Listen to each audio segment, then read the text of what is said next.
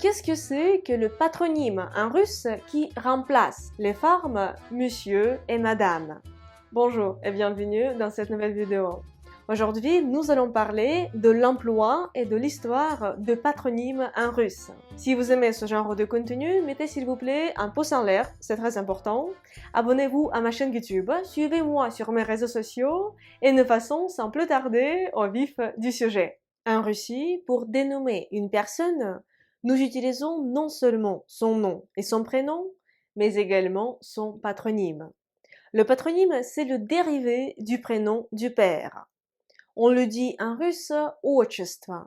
Ce mot provient du mot отец, qui signifie à son tour père. Le patronyme figure de façon obligatoire, en plus du prénom et du nom de famille, sur tous les documents juridiques et les pièces d'identité. Dans cette vidéo, nous allons parler de l'emploi de patronymes dans le russe moderne, de leur formation et de leur histoire. Commençons par l'emploi de patronymes dans le russe moderne. Les équivalents russes de mots monsieur et madame, господин et госпожа en russe, ne sont presque jamais utilisés en russe. Leur emploi était interdit tout au long de l'histoire de l'URSS, car ces mots, господин pour un homme et госпожа pour une femme, étaient jugés en tant que vestiges de l'époque tsariste que les soviétiques devaient combattre à tout prix. Dans le russe de nos jours, il est d'usage pour exprimer le respect de s'adresser à son interlocuteur en employant son prénom et son patronyme, mais pas son nom de famille comme c'est le cas en français. Ainsi, pour s'adresser à Vladimir Poutine, on ne dira pas en russe Monsieur Poutine, Господин Poutine en russe, mais on va employer Vladimir Vladimirovich ou Vladimirovich et son patronyme. Il est obligatoire d'utiliser le prénom suivi du patronyme lorsqu'on s'adresse à une personne d'un rang social plus élevé, dans le cadre de travail, des études, pour s'adresser à une personne plus âgée ou pour lui témoigner son respect, lorsque cette personne ne fait pas partie de votre cercle amical. Le fait de s'adresser à une personne par son seul nom patronymique, par exemple Vladimirovich, est répandu parmi les générations plus âgées et sert à démontrer une relation étroite, d'égal à égal, basée sur la sympathie et le respect mutuel. Il est le temps maintenant de découvrir comment sont formés les patronymes dans la langue russe. Pour les hommes, le patronyme se forme à partir du prénom du père, auquel est ajouté le suffixe ovich ou yevich. Par exemple, Fyodor Dostoïevski, dont le père se nommait Mikhail, a pour le nom complet Fyodor Mikhailovich Dostoïevski. Fyodor Mikhailovich Dostoïevski ou Mikhailovich est son patronyme. Alexandre Pushkin, Alexander Pushkin, dont le père s'appelait Sergei, a pour son nom complet Alexandre Sergeyevich Pushkin, Alexandre Sergeyevich Pushkin en russe, ou Sergeyevich est son patronyme. Vladimir Lénine, ou son vrai nom Vladimir Ulyanov, car il a fait changer son nom de famille. Alors son père s'appelait Ilya, ça lui donne le patronyme de Ilyich et nous obtenons Vladimir Ilyich Lénine ou Ulyanov. Pour les femmes, le patronyme est aussi formé à partir du prénom de père auquel sont ajoutés les suffixes ovna et yevna. Par exemple, Natalia Vadianova, dont le père se nomme Mikhail, a pour nom complet Natalia Mikhailovna Vodianova ou Mikhailovna est son patronyme. Marina Tsvetaeva, dont le père se nomme Ivan, a pour nom complet Marina Ivanovna Tsvetaeva. Marina Ivanovna Tsvetaeva.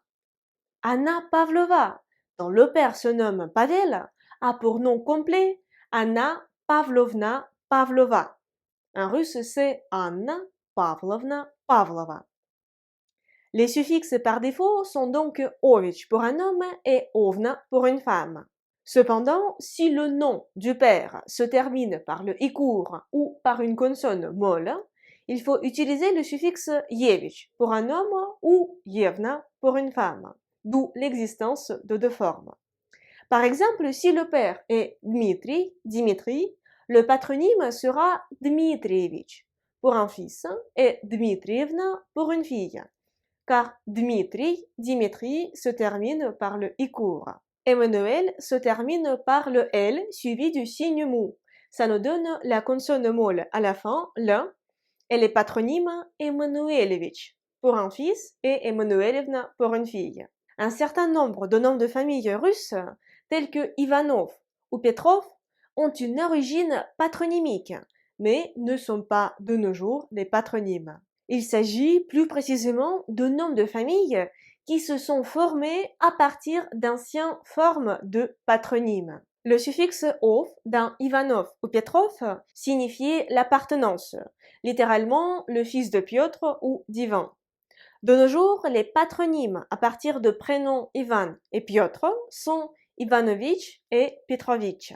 Il est aussi possible pour un russe de s'appeler Ivan Ivanovitch Ivanov ou Ivan, c'est le prénom, Ivanovitch, c'est le patronyme et Ivanov, c'est son nom de famille qui est formé à partir d'une ancienne forme patronymique que nous allons découvrir dès maintenant en parlant de l'histoire de patronymes en russe.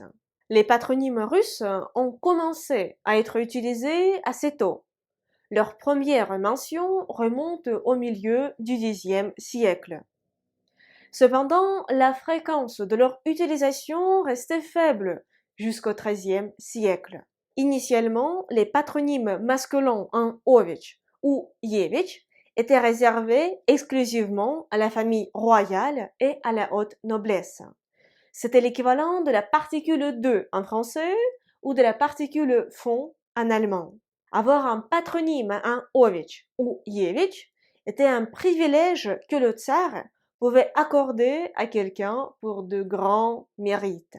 Des personnes n'appartenant pas à de hautes couches sociales avaient des patronymes en ov, yen et in, d'où les formes Petrov ou Ivanov. Au XVIIIe siècle, Catherine II a introduit des règles d'attribution de patronymes pour les fonctionnaires et des militaires. Les officiers jusqu'au rang de capitaine et les fonctionnaires correspondants étaient indiqués dans le document officiel sans aucun patronyme. Les officiers et les fonctionnaires de rang supérieur au rang du capitaine avaient des patronymes en ov ou yev, de nouveau Petrov ou Ivanov par exemple. Seuls les généraux et les hauts fonctionnaires avaient le privilège d'avoir des patronymes en ovich ou yevich. De nos jours, on utilise en russe les patronymes en ovich, yevich pour les hommes et en ovna ou yevna pour les femmes. Le patronyme figure de façon obligatoire dans tous les documents juridiques et les pièces d'identité. Les patronymes sont également utilisés dans le langage courant pour témoigner son respect à une personne qui ne fait pas partie de notre cercle amical. Essayez d'écrire dans les commentaires de cette vidéo quel serait votre patronyme. Je vous rappelle, il faut prendre le prénom de votre papa et ajouter les suffixes ovich ou yevich si vous êtes un homme ou les suffixes ovna, yevna si vous êtes une femme. Merci beaucoup d'avoir regardé cette vidéo, j'espère qu'elle vous a plu.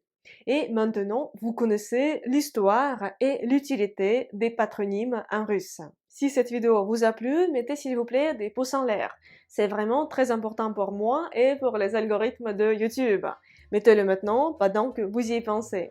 Abonnez-vous à ma chaîne YouTube si ce n'est pas encore fait, suivez-moi sur les réseaux sociaux. Et également, si vous voulez apprendre le russe, je vous invite à jeter un coup d'œil sur le site de mon école de russe en ligne. Le lien se trouve dans la description de cette vidéo. Je veux remercier les personnes qui soutiennent mon travail, qui soutiennent la création de nouveaux cours de russe et de nouvelles vidéos sur la Russie par PayPal. Спасибо большое. Grâce à votre aide, je peux produire encore plus de contenu et améliorer son qualité. Si vous aussi, vous avez l'envie et bien sûr la possibilité de me soutenir, Je vous serais très reconnaissante si vous faisiez un petit don sur mon compte de PayPal. Le lien se trouve dans la description de cette vidéo.